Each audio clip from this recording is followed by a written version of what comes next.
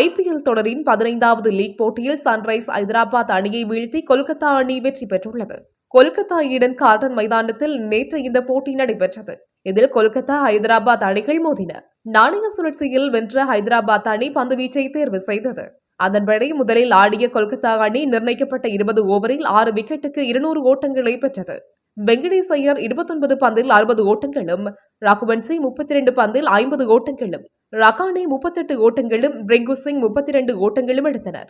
இதையடுத்து 201 ஓட்டங்கள் அடித்தால் வெற்றி என்ற இலக்குடன் ஐதராபாத் அணி களமிறங்கியது. முன்னணி வீரர்கள் அனைவரும் கொல்கத்தா அணியின் பந்துவீச்சை தாங்காது ஆட்டமிழந்தனர்.